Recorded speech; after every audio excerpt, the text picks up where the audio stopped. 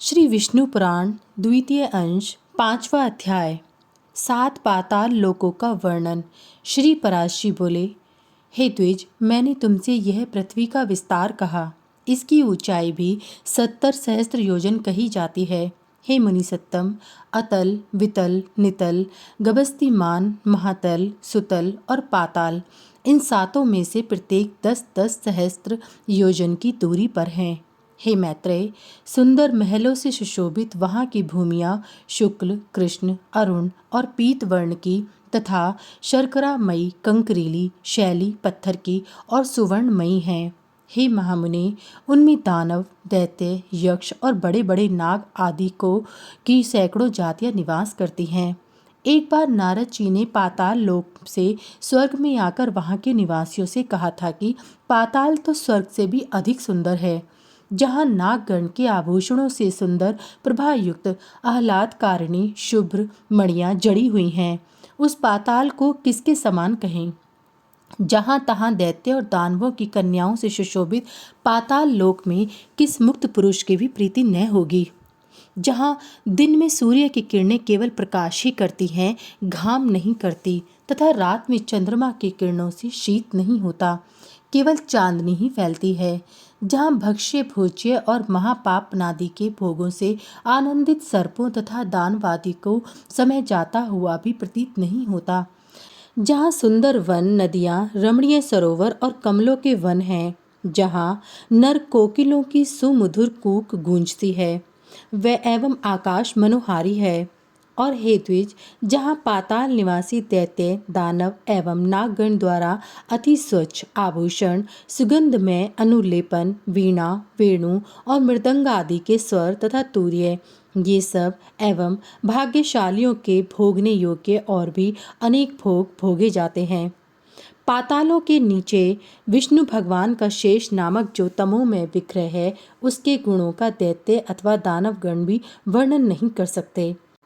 जिन देवर्षि पूजित देव का सिद्धगण अनंत कहकर बखान करते हैं, वे अति निर्मल, स्पष्ट स्वास्तिक चिन्हों से विभूषित तथा सहस्त्र सिर वाले हैं, जो अपने फणों की सहस्त्र मणियों से संपूर्ण दिशाओं को दैदीप्यमान करते हुए संसार के कल्याण के लिए समस्त असुरों को वीर्यहीन करते रहते हैं।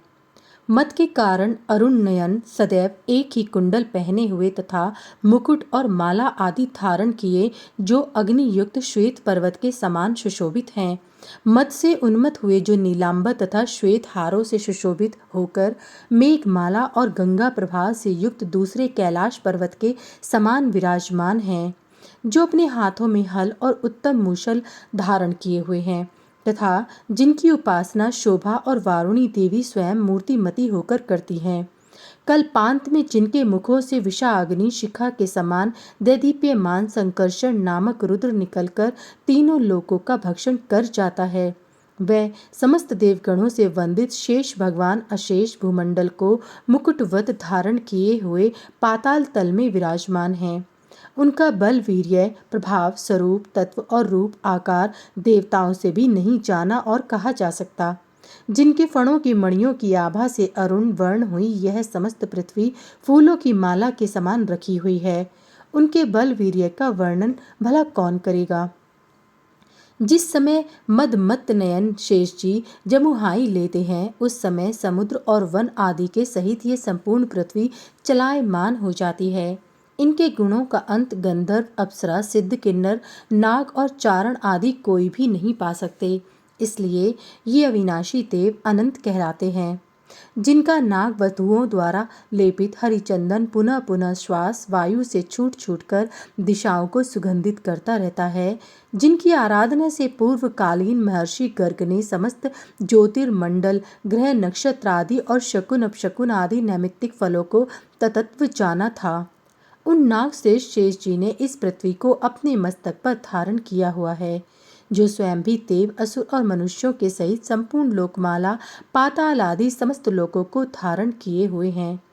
इति श्री विष्णु पुराणे द्वितीय अंशे पंचमोऽध्याय समाप्त।